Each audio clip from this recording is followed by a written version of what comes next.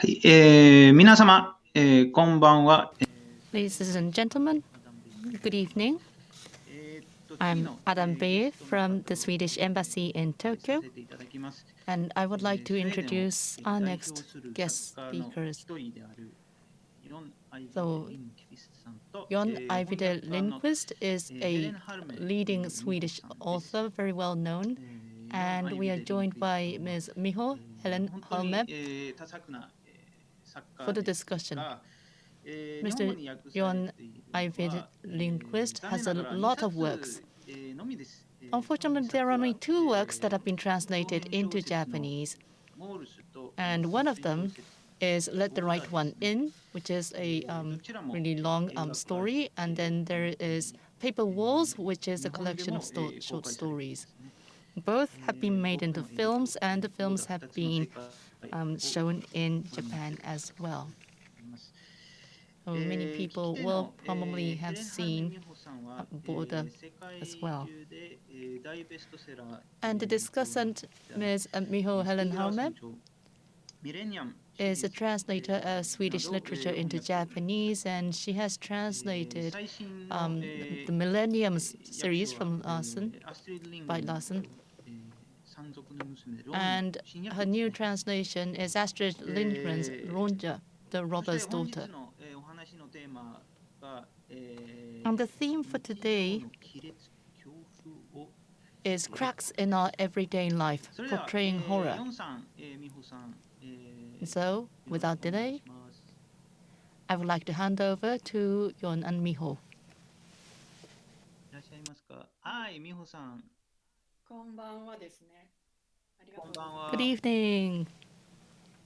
そして、John, har vi det här? Det hoppas jag. Utmärkt. Ja, Varsågoda. tack. そしたら始めますね。まず、So let us get started. 紹介からしますと、スウェーデン語の I'd first like to briefly introduce myself. I am a translator of Swedish literature, and my name is Miho Helen Halme. And Mr. John Ajvide Lindqvist's work, unfortunately, I have not had a chance to translate his work. And the reason I was asked to be the discussant for this theme is because the organizers found out I was a big fan of Mr. Lindqvist's works. And they said this is a great opportunity because I would also get to read many of his works which have yet to be translated into Japanese. And so today, I'm a representative of all of the readers, and I would like to ask you a lot of questions. So I'd like to start with a brief introduction of Mr. John Ajvide Lindqvist to the audience members. So Mr. Lindqvist grew up in Blackenberry, a suburb of Stockholm, and he became a conjurer, a magician, and a stand-up comedian. He also became a scenario writer. And let me see if I can share the screen here. In 2004, oh no, this is not the right one. Yes, this one.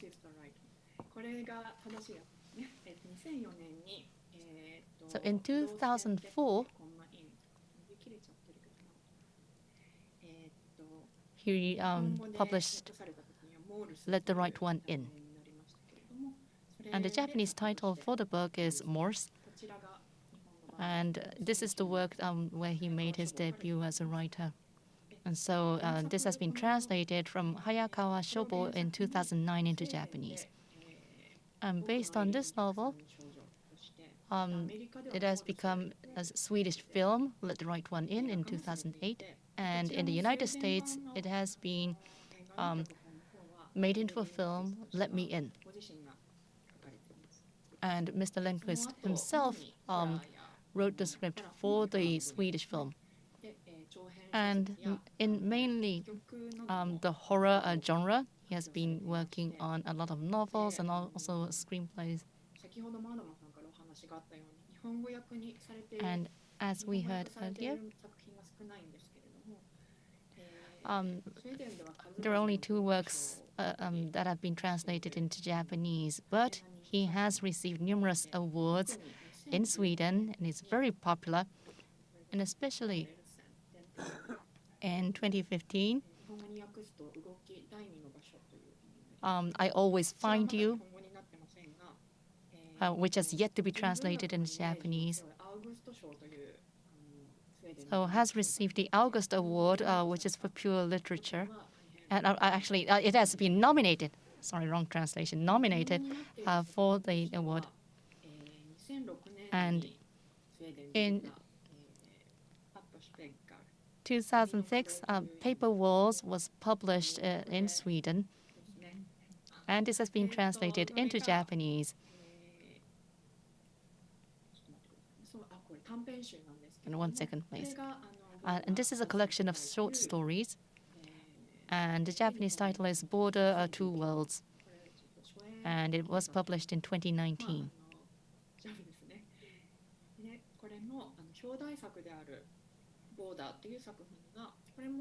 And so Border was also made into a film, and Mr. Lindqvist also did the screenplay. And the film was shown in Japan in 2019 and won the top prize in the Cannes Film Festival's Up Certain Regard competition. There is actually one more short story that has been translated into Japanese. This is in a book that is a collection, an anthology of many novelists, including Stephen King. It says the short story that was in this collection is The Keeper's Companion. And the anthology is named Shining in the Dark. So Mr. Lindqvist has a lot of short stories and long stories, but the ones that I have introduced so far are the ones translated into Japanese. Now, before I go into the questions, I'd like to ask John if there's anything that you would like to add to the introduction, or is there anything that you would like to say to the audience up front? Well, I'm happy that you're here, first of all, that anyone, if anyone is out there listening to this, welcome. I'm glad that you joined. And I think I would like to add that the Japanese cover for my first novel, Morse, is, I think it's the most beautiful of all covers. It's been translated into, I think, 33 countries or something, but the Japanese one is the most beautiful one. So yeah, thanks for that, Japan.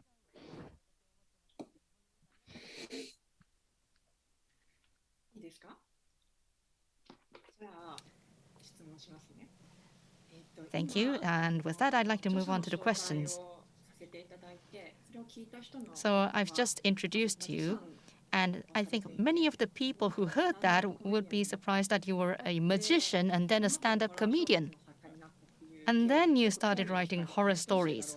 And I think they would be very intrigued to know why you started writing horror stories. And is there any commonality between all of those different things that you did? Well, I thought that maybe the world of comedy and the world of horror, to me, seems like very distanced and very far apart. But is there any connection between the two worlds inside of you? Yeah, I mean, I thought about this quite a lot. And yeah, there is a connection because definitely, because magic, which I spent a lot of my youth learning, sitting in front of a mirror, watching my hands doing, you put the coin from that hand to that hand, and then you don't do it, and it should do it. It'll look exactly the same. And, writing, especially horror, is trying to learn a way to make the impossible seem possible. And magic does that too. You try to understand the techniques for the suspension of disbelief so that people can actually for a moment believe that, wow, magic exists, or the monster exists, I believe in it. And comedy also, there's more in common than the base for comedy and the base for horror is very much the same, in that you establish a recognizable environment, people you can relate to. You do that in comedy too. I mean, you must relate to the character, otherwise. Okay, so we have this situation, these people that we can relate to, and then you introduce a foreign object, whatever, the monster, the what whispers from the other side, whatever, into this community, into this reality. And then you see what happens. Like in Fawlty Towers by John Cleese, for example, you have Basil Fawlty, you have a lot of people reacting normally. And then this anomaly, this outside thing comes in, and you see what happens, how people react. And horror does exactly that thing. But in comedy, of course, it's supposed to create laughter. And in horror, it's supposed to create shivers. But the technique is basically the same. Establish a normal reality and introduce something foreign into that and see what happens. So it's not as far apart as it might seem.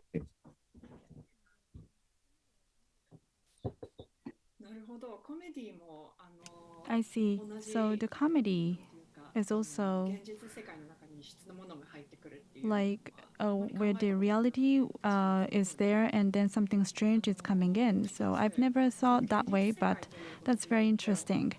So when it comes to reality, Morse, I think that some of the members of the audience have read the book. The book takes place in Blackberry, and you are also from the same town. And also in the collection of short stories, Paper Walls, there are several stories taking place in Blackberry. So I think that Blackberry is functioning as a real place. And then the description is very precise, and then something strange comes to this town. So the reality is there, and then something strange comes into that place. That's what I really felt. So what is the place Blackberry like for you? For you, what does this town mean? Yeah, well, what's this place like? It's where I grew up. So it's I can't really put any distance between myself and Blackberry. It's just that place that most people who grow up in one place have. It's where I grew up. It's where my childhood's here. That's where I was created, and my first ever notes for Let the Right One In was even before I knew that it was going to be a vampire. My first note was just Blackberry. Something scary comes there, and we'll see what happens. And then just later on, I decided a vampire would be the best thing for it to come. But in later years, I moved away every time, because Blackberry is a suburb. It's not really a town. Every time when I want to portray people, because I portray a lot of people living in the suburbs or in small towns, Blackberry is always the first place that springs to mind. But in the latest years, I can't really use Blackberry all the time. So I've developed a relationship towards other suburbs of Stockholm, and I very often use imaginary places, so I myself can decide upon the geography what is needed for the story. But it's always Blackberry that pops up first when I need a place, because I know exactly where every tree stands, where the parkways are, where you can walk, where the stores are, especially in the time when I grew up. And this is, I know there's even people from all over the world, not a lot, but quite a few, who actually do these trips to Sweden, and they use Let the Right One In as a guidebook to walk around Blackberry, because everything is portrayed exactly, at least as it looked in 1982. And a lot of that is still there. So, yeah.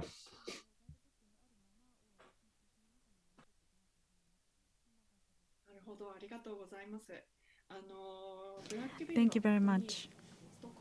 So Blackberry is a suburb to Stockholm, and it's a residential area that was intentionally planned as a residential area, so it doesn't really have a long history. So it was planned and developed intentionally, artificially. And as something strange comes to this particular place, I think that is very effective. So in Morse, you try to create a perfect town, but then something happened, and then the plan was disturbed. I think there was a sentence that mentioned something like that in the book. So you mentioned that something strange comes to Blackberry, and then you wanted to see what happens. So let's just talk about Morse. Maybe there are people who haven't read the book yet, so let me introduce the book. As mentioned, vampire comes to the place. It's something strange. And vampire is a 12-year-old child, Ellie, and then a man who looks like Ellie's father comes and lives next to Oscar's house. And Oscar doesn't know Ellie is a vampire, so they build friendship. But coincidentally, the murders start to occur in Blackberry. So something strange.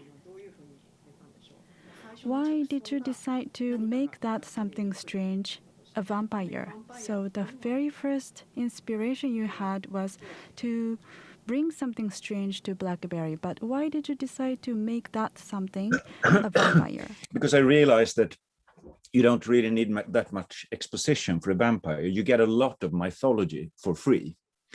That comes with a vampire, and then you can play with that mythology. For example, the very first time Oscar sees Ellie is when he's standing, he's bullied in school, and he's pretending to get back at his bullies by stabbing his knife into a tree, and then takes out the knife, and in the reflection of the blade of the knife, he sees Ellie for the first time. So yeah, okay. Ellie can be seen in mirrors. Ellie is not repelled by garlic, for example. I mean, that's just silly. So I try to just take the traits of the vampire mythology that I would find most useful to portray a character and use them, because, and I also try to very much think about, okay, we have this was 2 years before Twilight and all that. I often get the question outside of Sweden, were you inspired by Twilight? And say, fuck, this book came out 2 years before Twilight. But anyhow, I try to take away all the glitter, take away all the romantic, take away all the counts in Transylvanian castles, take away, a lot of things, and just being a 12-year-old who has to kill and drink other people's blood to survive. What would this child's existence actually look like? It would be an extremely lonely, disgusting, horrifying existence. It would be like a child trying to live with a terrible disease that would impel this child to hurt other people, even though it doesn't really want to. So I try to just take the traits of vampirism that I thought would suit my story in the portrayal of a child who's having really a terrible life and finds some consolation and even eventually love by meeting someone at her own age, to actually have someone to play with, to be close to, which Ellie hasn't been for like hundreds of years. People are just trying to use Ellie for different purposes. And this is someone who actually connects with her on a human level. So for me, Let the Right One In, through all its violence and all that, it's most of all, it's a love story.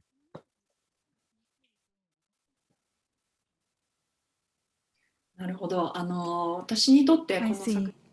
For me, when I read this book, what left a strong impression on me is that Ellie is a vampire, but still Ellie is a child, as you said.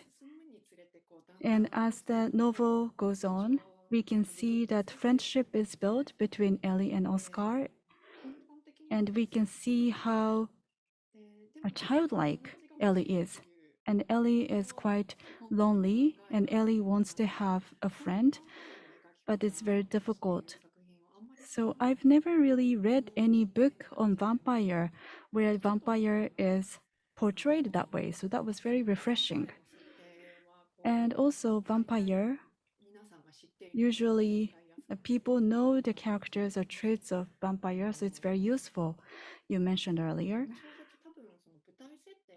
I think that the surroundings portrayed in the book is very realistic. And then all of a sudden, vampire comes in. So because of that, I really feel like vampire really exists, and then vampire cannot be exposed to sunlight.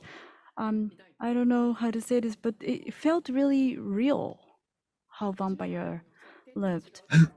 But then some of the characters were different than traditional traits portrayed on vampires. For example, Ellie does not sleep in a coffin. and Ellie has a human-like trait as well. So how did you decide on these traits? What was decided originally, and then how did you change these traits? Or did you come up with a list of all the traits at the beginning? Or did the traits evolve as you build up the story? How did you build the characters? Yeah, first of all, Oscar is very much a self-portrait. I mean, for me, I was bullied in school, and I think Ellie is like a projection or a dream fantasy, that friend that I would like to have had, this supernatural helper when I myself was at that age. And Oscar lives in the exact same apartment where I grew up. Which means that when my mother still lived, also these Americans would come and take pictures of her bedroom window. Because it's very easy to recognize in the book exactly which apartment Oscar lives in.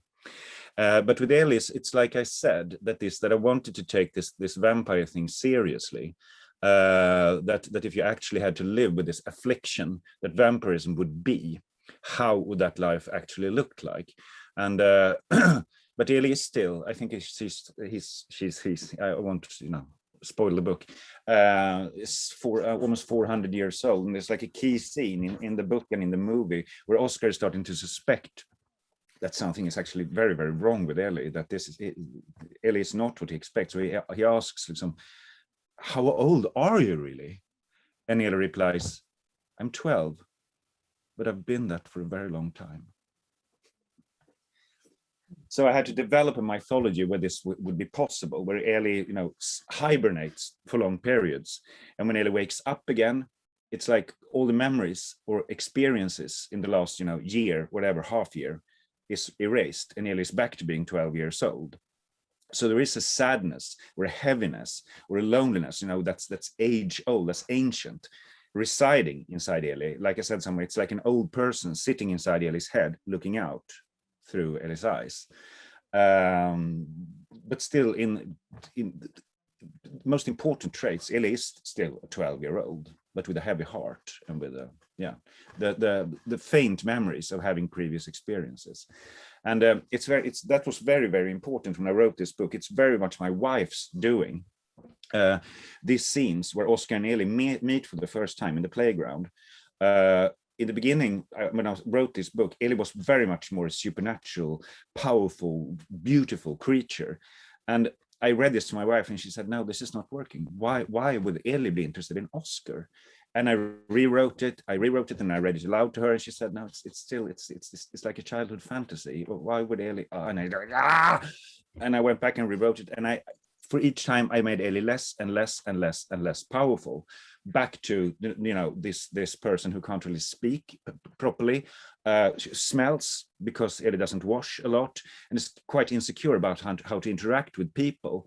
And eventually I got them to a level, and I understood this, that okay, so Ellie has found a playmate for the first time in a very, very long time, and there is a slight attraction from Ellie's side that is to actually get close to a human on a human level. So it was a process of degrading Ellie more and more down to Oscar's level, where they could actually, in a realistic way, meet. I see, that's very interesting.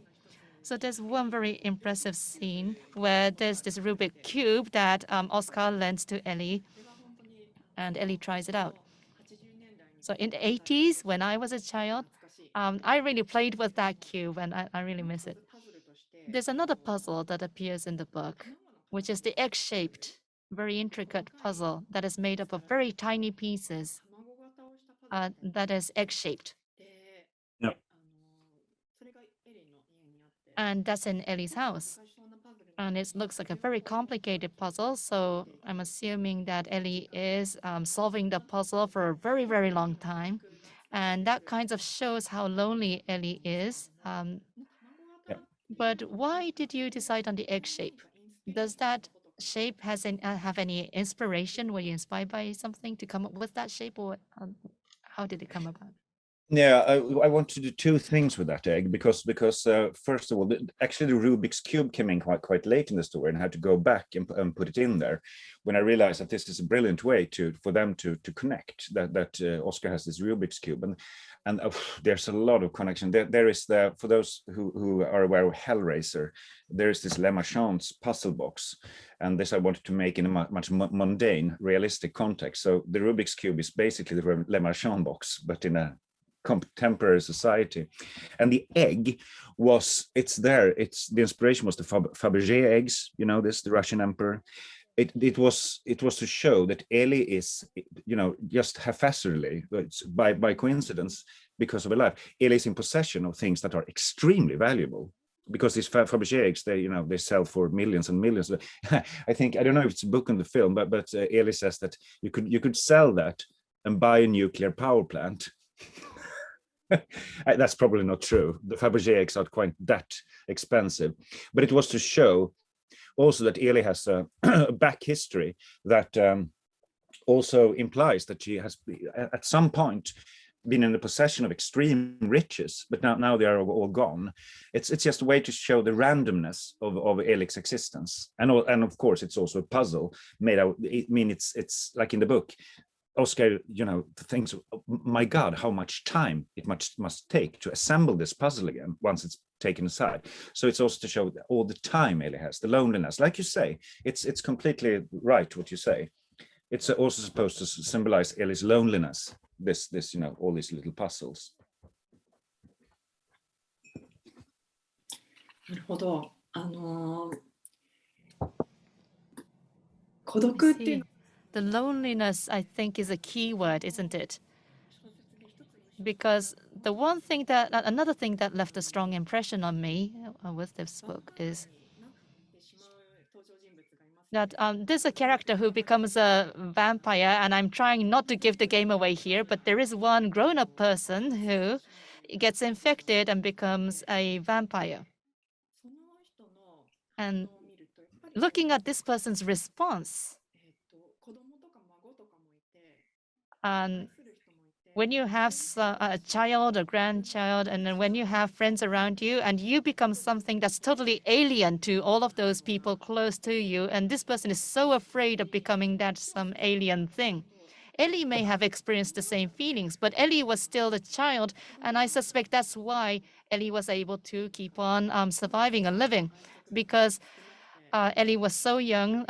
Ellie didn't have that much of an affinity or attachment to the world around as a grown-up would.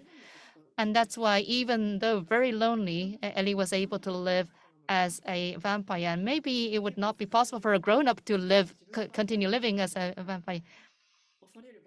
And there's a scene where Oscar fears that he may have become a vampire, but the level of fear, I think, is different from the level of fear that a grown-up would feel when the grown-up would feel that he or she has become a vampire.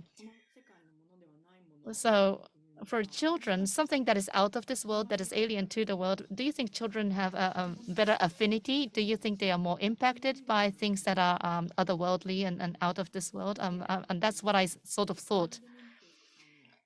And in your work, you have a lot of young people appearing, children as well as young people. And there's a kind of a vulnerability or a dangerous imbalance of children where they seem to accept, they seem to be accepting of otherworldly things. And I wondered, do you portray children so much because they are more susceptible to other things? Or is it just by coincidence that you just happen to have a lot of young people in your books? No, it's not a coincidence. I will soon get into that. But yeah, this character that's starting to become a vampire. It's funny because one of my favorite scenes in the book is where this person is, of course, you react in an adult way. You don't want to go out and kill other people. So I say this person all the time, not have to spoil. That's the first thing this person is trying to drink its own blood.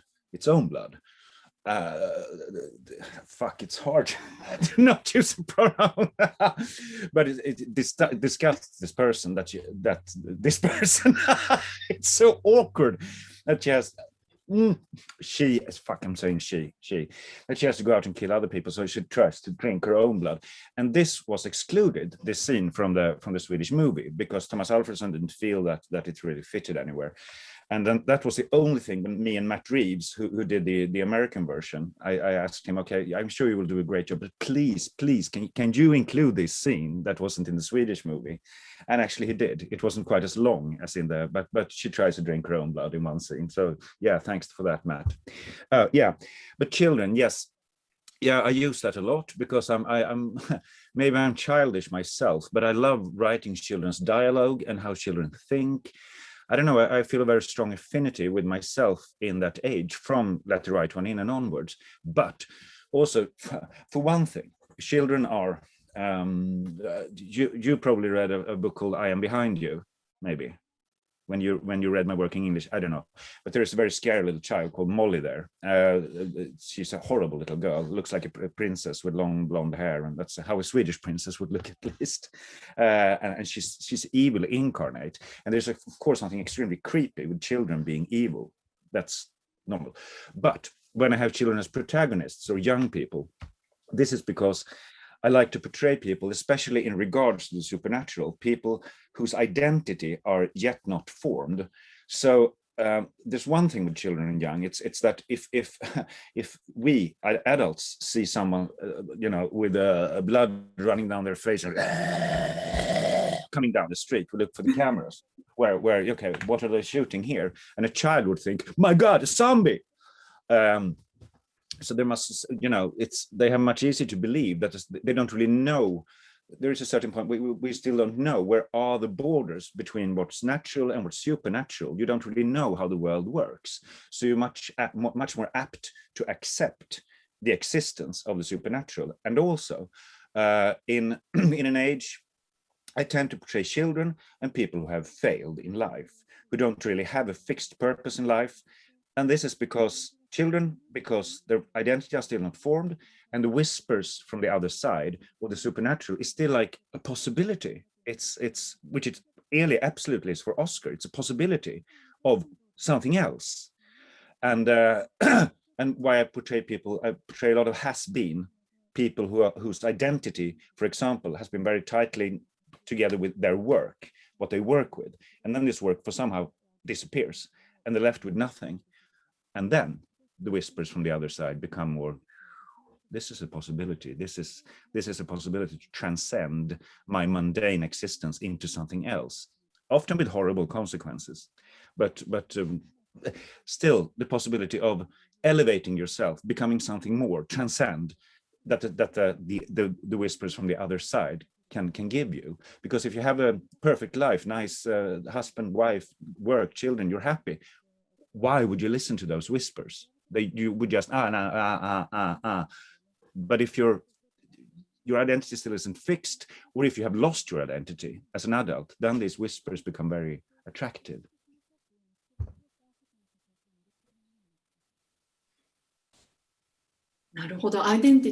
I see.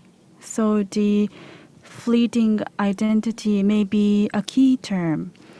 As I listen to you, in the collection of short novels in Paper Walls, I read Border, and there was a story called Maiken, which is not really like a horror story. In a way, from a society, a person, there's an old woman who feels like she has been abandoned by the society. And then there is a whisper coming from outside. It's not a horror, but then something strange happens, something unexpected happens afterwards. So listening to you, I realized that the source of that inspiration comes from the same place. So you also mentioned that the border is not that strong between the comedy and horror. So I think that is also related to what you are saying. Maiken is a bit like a comedic story, I think, in that collection of short stories. That's one of my favorite stories in Paper Walls. So you mentioned about the film. So I want to talk about that. Time is flying by. One thing that I forgot to mention.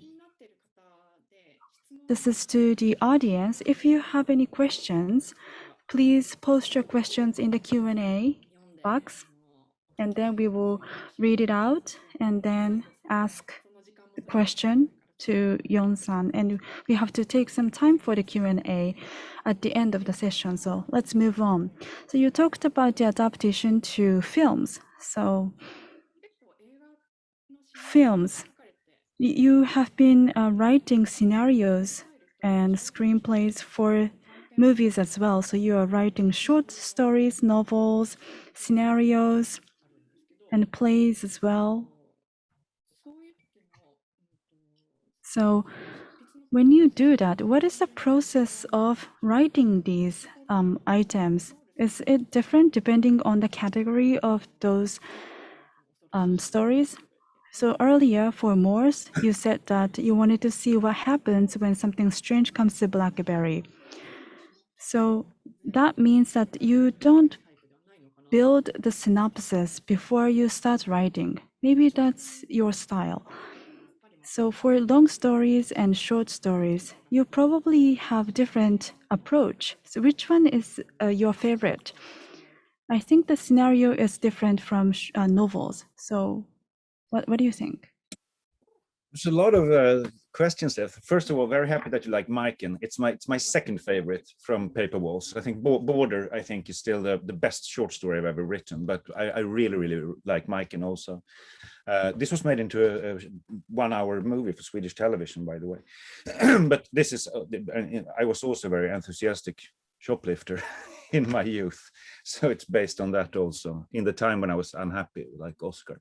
So the process of writing things, yeah.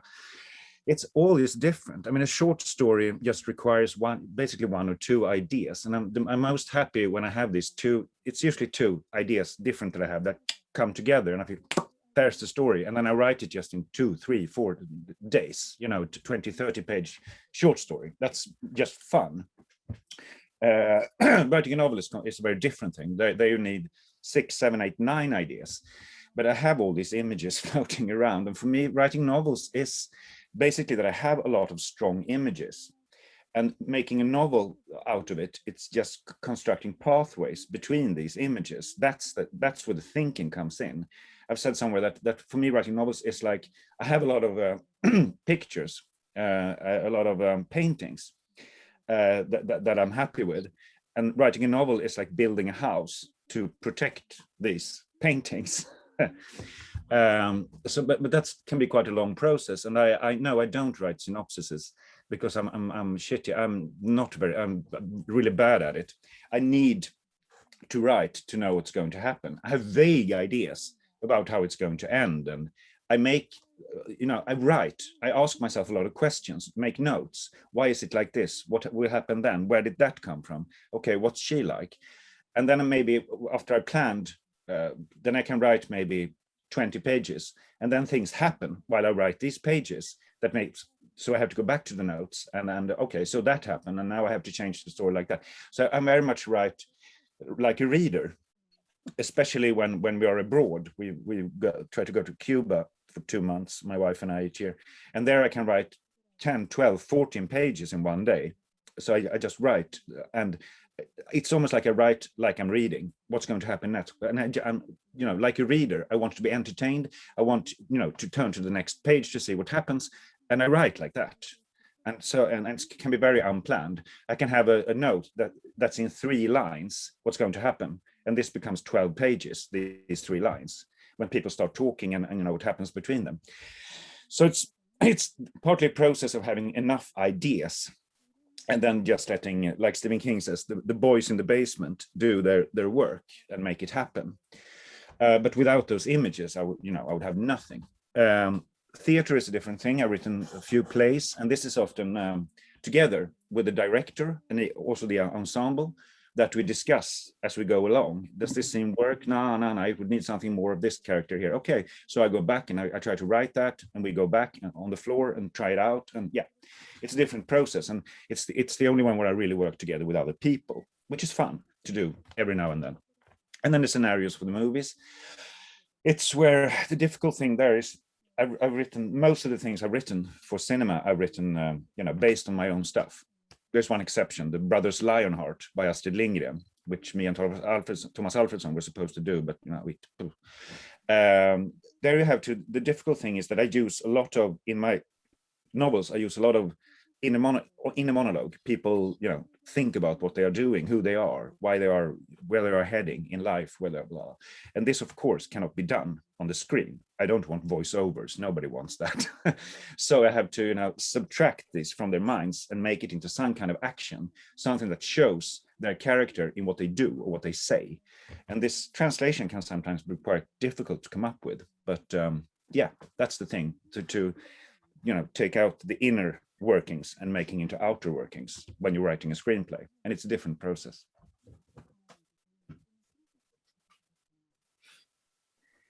I see. Thank you very much for that. It was very, very interesting to hear that. So going back to the previous discussion on your novels, we can see the board behind you. We have a lot of notes. So that's a part of your process of writing your novels? Normally, no. So is it for the next novel? It's for, I have one novel that's finished, coming out this spring, one that's almost finished, that's coming out next autumn probably, and then I have a collection of short stories that's finished. Then I'm going to write this. I've written like 40-50 pages on it. It's called The Value, and it's normally I don't do this post-it thing, but the thing is that the structure of this novel is so extremely complicated, where you jump backwards and forwards in time, and the question is not as much what's going to happen as how did it come to this? How did this happen? And then, some pages later, you jump back in time to see, okay, so that's why it became like that. It's completely inspired by a Japanese video game called Forbidden Siren, which works exactly like that. Yeah, so that's in the future. I'm really looking forward to reading that. Yeah, so no, you have a lot of games appearing in your book. Yeah. And so you mentioned that the game was one inspiration for this book. And actually in the anthology, there's the Keeper Companion. Sorry, because we're with the Japanese audience now. I'm a big Nintendo fan, and we've been playing Pokemon Go, the trading card game, forever. Me and my wife and our son, since he was 5 or something. And now me and my wife play Pokemon Go together. We're at level 41 now. We're very proud of that. So I have a strong relation with video games, and especially with Nintendo. Just have to mention that. I noticed, I think for the Pokemon Go, the latest version, maybe you mentioned about it. So in Kindness, which is the book that came out early this year, Pokemon Go has a very important role to play there. Yes, and Nintendo as the games also, as Wind Waker and Mario Kart and all this. You might even suspect that I've been sponsored by Nintendo because there's so much Nintendo in that book, but no, I haven't. Well, it's true. Yeah, true. Yes, and sorry, let me go back to Border because we're starting to run out of time. So I really like Border. And you said that your first idea for Let the Right One In was something terrible or strange comes to Blackberry. Now, in Border, the main character is a customs officer, and she can smell out when people are hiding something. So the protagonist has a very special ability, and Tina meets Vore, who is a very strange man who appears at the customs one day. He clearly smells like he's hiding something, but Tina cannot find anything wrong with him. So a custom officer who is able to sniff out something suspicious, I was really impressed with that concept, and I really love this work. Now, what was your first idea for this story? Was the idea that someone can sniff out something, someone who's lying? Was that the first idea, or was it a different idea that first came to your mind for this story? There were two different ideas colliding, and this will be a minor spoiler, but I had two, as I said before, when writing a short story, and this is a long short story, you need basically two ideas that you combine. And the first one was that I started thinking about trolls, because in the Swedish mythology of trolls, what trolls do, their main trait, the one I was interested in, was that this was a way in the older Sweden to explain why a child was, misshaped, deformed, why something happened to a child that, something became wrong with it. It was that a troll had taken the child and exchanged it with one of their own. So now it was a troll child that you had at home. And what were you going to do with that? And I started thinking of, in a modern context, this is an old, many, many hundred years ago, but in a modern context, if trolls existed, and they did this still, why do they do it? And how would they go about doing it? So, and then I used other parts of the troll mythology, that they're afraid of lightning and so on. Yeah, that was one part that I became interested in. How could you portray a troll realistically? Like Ellie in Let's Write One In. How could this actually be? And then we went on a ferry here. We live very close to a port here. And when we came back from the trip, we passed these custom officers who they stand there and they look. And you always get nervous. You don't have anything, even if you don't have anything to hide, you still get nervous. Anything, the way it looks suspicious, is there something wrong with me? Ooh. And I got the idea, okay, let's imagine there was a custom officers who could actually, with 100% certainty, see if someone was hiding something. And then I combined these ideas and voila, border. なるほど。 Wow, I see. 映画化もとても良かったです。 And the film version was also very good. The special makeup got an Academy Award. And これ本当 this is ネタバレせずに語るのは talking about this story without giving the plot away is really impossible. So I think I would have to give some of the story away. The film version 原作とは違う has some things that are different from the original story. 短編にはなかった。 There are some side stories that did not exist in the original, and the ending is slightly different. そのティーナとヴォーレの関係 And Tina and Vore's relationship is slightly different from the ends slightly differently from the original short story. そういう風になった。 So how and why did you make these changes? Did you この方との共同作 or you also mentioned that film is something that you work with other people? 内容そのまま Did the other people say that the short story in its original form would not work as a film, or did you think that the film was a way for you to add in side stories that you could not put into the original story? So how did the changes happen? Yeah, no, there's a very simple answer to that. But because you said in the beginning that I wrote the script, it wasn't just me. There were two other, Isabella Eklöf and Ali Abbasi, the director. They were also participating in the script. And I just wrote the two first versions of the script, which didn't include the side plot at all, with the police and the pedophiles and all that. It wasn't at all in my script, as it isn't in the story. It was much more concentrated on the relationship between Tina and Vore. But then they felt they needed to add another layer, and with the Vore's background and so on.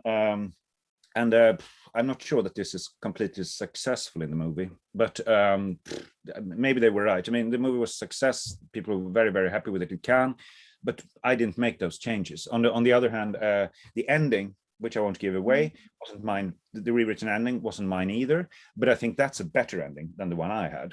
So that's good. I think it's a very, very nice ending. But the big changes in the story weren't made by me, so. It's maybe the finished movie. Maybe Oh, so the ending was 50% of what I originally wrote is in the movie. The rest is by the other screenwriters. なるほど。エンディングに関しては well. And as for the ending, 確かにとても印象的なエンディング it's true. It was really impressive. But can I be very honest here? 短編の原作を読んだ時 because when I read the short story, the original one, and when I saw the film, I felt that novels really do not need to be a reflection of real life, but for for people, for the trolls who live very differently, live very different lifestyles from humans, and humans are persecuting them. Yeah. And I felt that, in Sweden, it could relate to the Sami people who are natives in Sweden, or maybe the people of Roma, Yeah. who really lead a lifestyle that is different from the majority of people. I could not help remembering that part of the history, reading the novel and seeing the film. So I felt that the film ending seemed a little bit too convenient or too friendly towards the humans, because Tina, I think Tina could have been more angry because all of the things that were done to her, she could have got more angry. So when I think about the reality with the Sami people and the historical discrimination, did you think of the Sami people when you were writing the story, or is the impression that I got totally something that's off and really not what you had in mind? Yeah, it's very impressive that you know about these things. Yeah, it occurred to me while writing the story, but it's not a parable about the how Sweden has treated the Sami people. It's not, but it's inevitable that this association comes up with the Romani people, like you say. It's but this is why usually I think that this is why an idea for a story attracts me, and I don't speculate on this or try to make it like a parable or a metaphor for something else. But if I have a good image, like this with the troll, for example, and I feel this has other levels. This can be interpreted in other ways. This has a kind of depth or heaviness to it. And if I just write this as truthfully as I can, it will mean other things also. And this is the case with Border and the trolls, that I was aware of this while writing this, that this could be seen as a metaphor for something else, but I don't really have that in mind while writing it. I just write about trolls.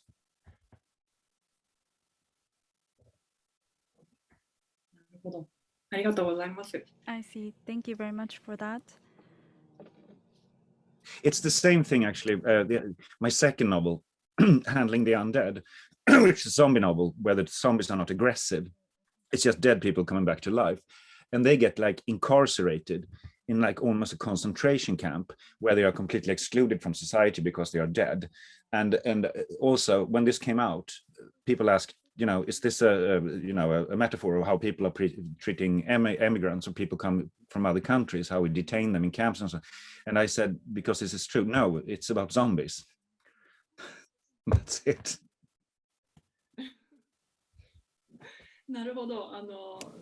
I see. Yes, as you mentioned, handling the undead, I want to say that that's one of my favorite book. And all of the sudden, a person who died is coming back as a zombie, but that zombie is not aggressive toward people. Rather, the zombie reflects the psychological aspect of the people. Yeah. So it's not about the scariness of zombie, but it's about how the society reacts to the emergence of a zombie. You mentioned the concentration camp, but the zombies are isolated in the concentration camp, and then the people go and visit zombies, and then they see what happens. Yeah. So again, just like the Let the Right One In, the treatment of zombie was very refreshing, as it was on a vampire in Let the Right One In. I think we still have time. If you have questions, please write your questions in the Q&A box.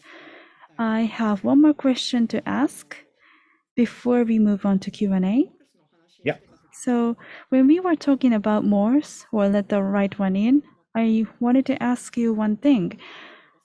So the scariness of vampire. Well, sorry, I'm going back and forth. But I read this book long time ago, and then since I am having this interview this time, I read the book once again. And then I realized when I was reading the book again that since we are in the COVID-19 pandemic, we are amidst of the pandemic, and I was thinking that the scariness of vampire is similar to the scariness of infections or pandemic, because both are about infections. But in the past, when I read the book for the first time, I didn't think about that. So I thought it was interesting. So during this pandemic, so first of all, during the pandemic, what were you doing? I'm sure that you were writing a new books, but what were you thinking? And did your ideas change, or did the way you view the world change? Well, I have a very boring answer to that question. You know, my life looked exactly the same, more or less. As you probably know, the Swedish restrictions weren't very heavy, but we didn't have to wear, these masks for a very long time, and me and my wife, we are quite isolated as it is. I mean, we sit here and we have each our little cabin outside of our house where we can go to sit and work in the days. We don't meet a lot of people. We don't really, we couldn't go to the movies anymore, which we usually do once a week. We're going to see the new James Bond movie tomorrow, for example. But apart from that, life didn't really change at all. We could just go on with our daily routines.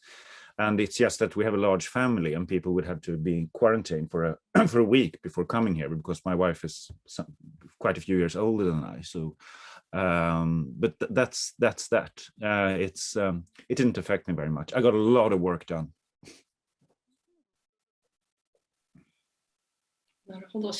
I see. So you got a lot of work done. I agree with you. As a translator, I've done a lot of work.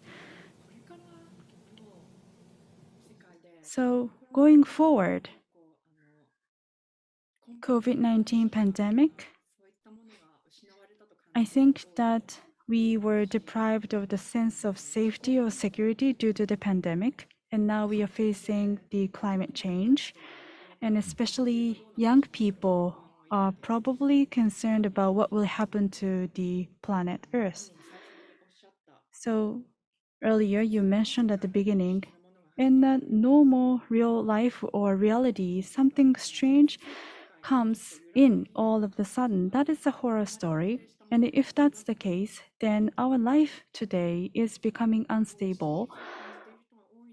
And I think that a lot of people feel that way due to the pandemic. So looking toward the future, what do you think people will fear? Oof. The reality, I believe, is already quite scary. But what will be the next monster that you will be portraying in your books? The next thing, the one that's a sort of a monster. It's a book coming out in the spring. Well, we have a book coming out in 1 week. One of my wife about birds, but that's another thing.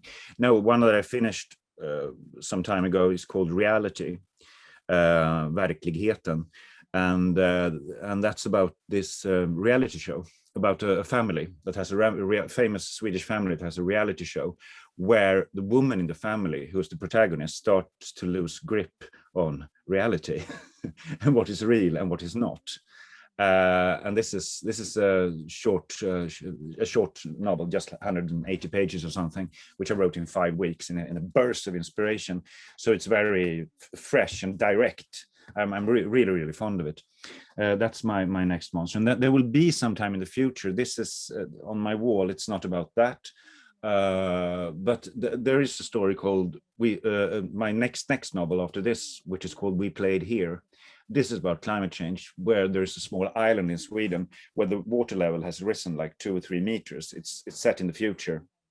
And this house is just the only thing standing above water on this island, and there are workers coming there to lift the house so it comes out of the water. And there's this person, the main character, who comes back to the house and remembers his childhood when the island still existed, but there are also ghosts from the past in this house. And yeah, that was in some way deal with climate change, because there will be flashbacks to this time when the ghosts were created that plagues him in the 2050s.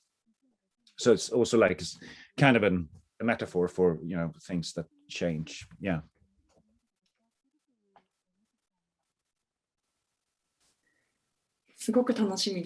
I'm looking forward to your new books, so I will definitely read your new works.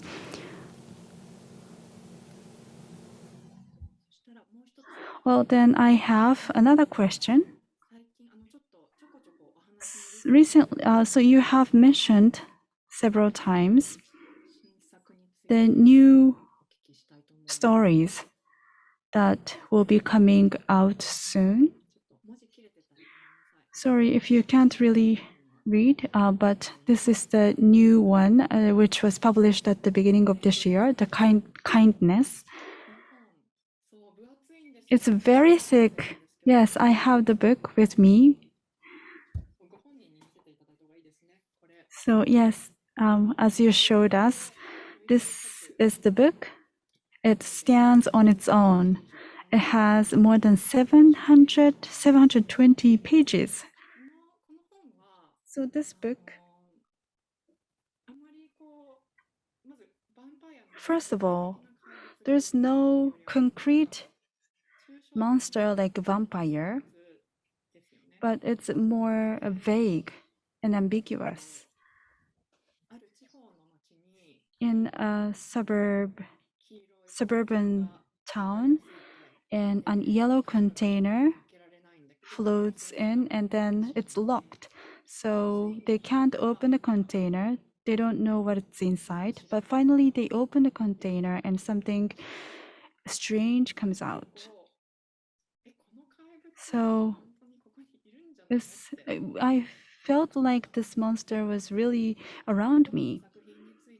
So can you talk about what kind of ideas you had when you wrote this story?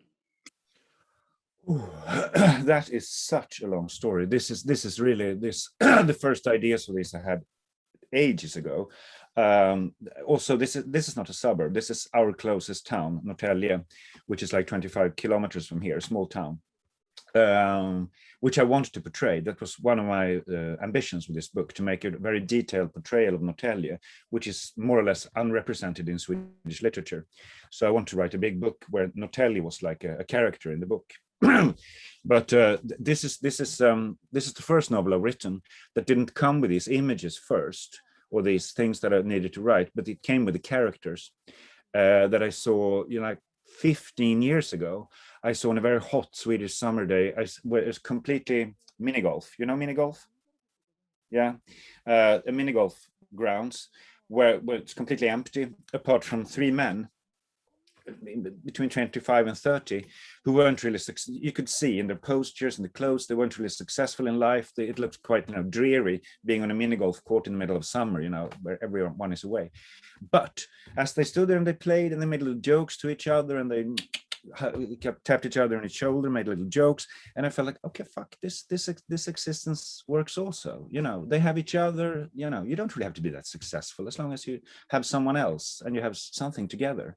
And then another day I was at the gym, and I saw 2 very overweight girls or young women in the same age as the boys or men, who were going in pair, helping each other out in the machines. And of course, because they were so overweight, doing this is, you know, really, really difficult.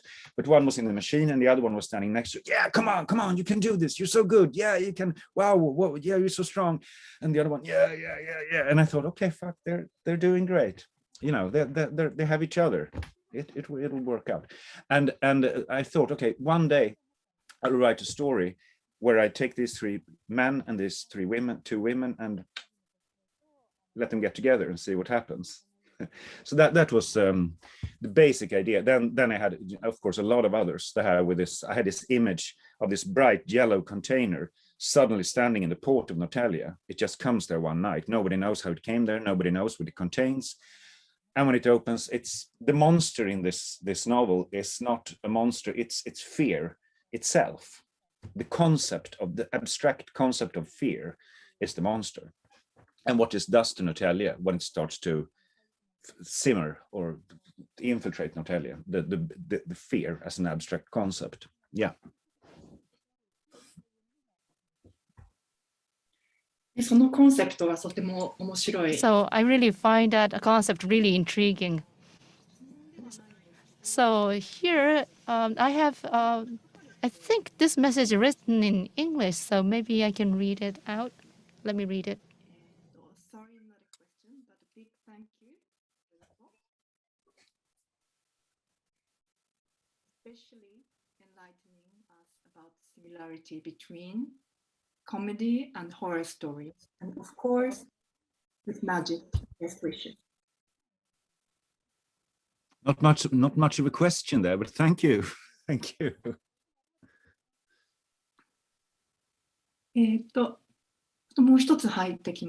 there's another one that's come in, and this is also written in English. Is it okay if I read it out? I think you are really good at depicting outcast people, alcoholics, pedophiles, etc.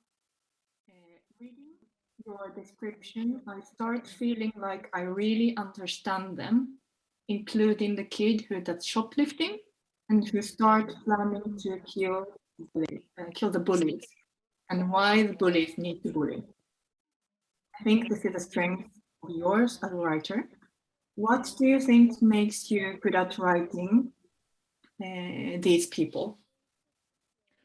You have to repeat the end. What was the question? So I think you're really good at depicting outcast people like alcoholic, pedophiles, etc. Reading a description, I start feeling like I really understand them, including the kid who does shoplifting and who start planning to kill the bullies. Why do bullies need to bully? And this is a strength. I think this is a strength of yours as a writer. What do you think makes you so good at writing these people? Oh, well, I've been there myself. It's, I was shoplifting. I was, like Morrissey said, I had this quote in one of my books. I was a small fat child in a welfare house. There was only one thing I ever dreamed about. Fate has just handed it to me. Whoopee. Well, this is how I grew up. Now I'm like middle-class intellectual, but I couldn't write about middle-class and intellectual because I don't really know how it feels to be what I am. I know all about the practical details and so on, but how in that way, I'm someone who works in a grocery store and has an alcohol problem, brews his own beer and get drunk in the weekend and has a dog who's sick and he can't pay for the operation. This, I know how it feels. The details I have to make up, but I know how it feels to be. I mean, I was, I had some success in later years, but me and my wife were quite really poor, like 20 years ago. So this is the life that formed me, and I grew up with my mother in a small apartment in the suburb, and also my mother and my father went apart when I was just a few months old. And I spent some time with my father also in the Swedish archipelago, and this tends to come back every now and then in my stories.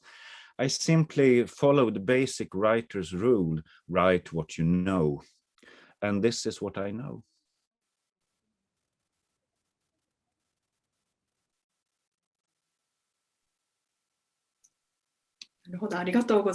Wow, thank you. So we're starting to see more questions. I'm happy with that. Let me read them up. So this is a question about your next story, the one where the house is sinking in the island. So when we think of water flooding, I remember the tsunami from the earthquake. That's scary. But do you also have a monster in that story? If you could let me know without giving the story away. This is my thing. In books, I think this will be my next book. So it's there's a lot of things that's not clear to me there. I don't know.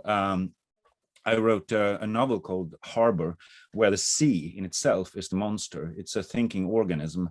And I think I might hark back a little bit to that mythology here, but this will basically be, I think, a ghost story. It's about it will be very much about this person longing or remembering, being melancholic or nostalgic about his childhood. Could be a she, I don't know, and all the things that are disappear in a person's life, all the things you love when you get old, how they disappear one by one. And this is somehow symbolized by the ocean being risen and, you know, eating up this whole island, eating away this person's memories. So it's I think it will be, I want to write, I want to be become a little older before I write this, because I think it's very, this story will be very much about the melancholy, about growing old, and how the things you love disappear. So I think I will need to be some years older before I write this, actually. But it's ghosts as melancholy presences.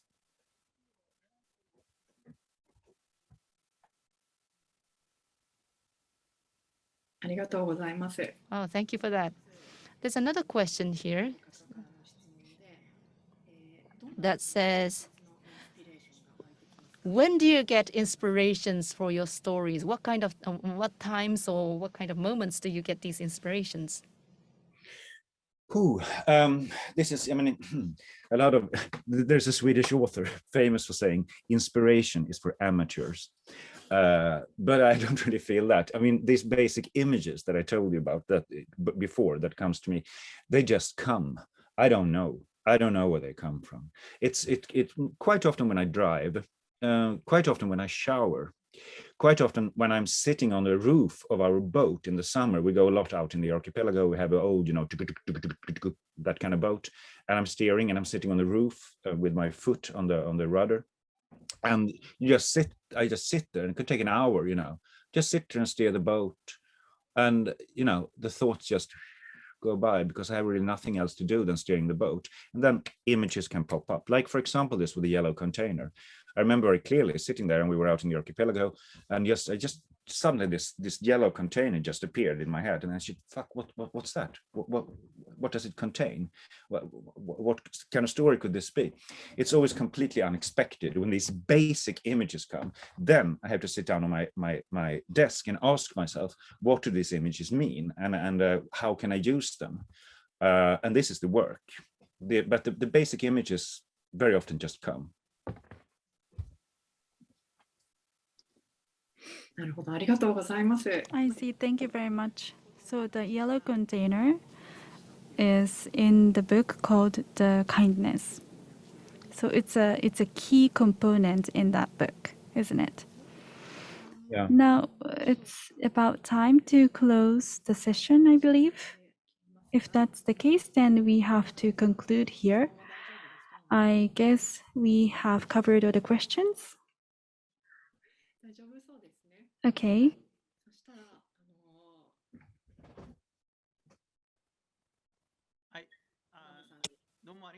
Yes, thank you very much.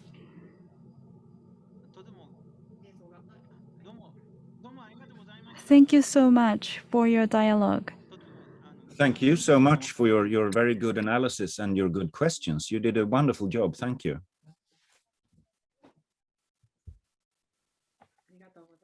Thank you very much.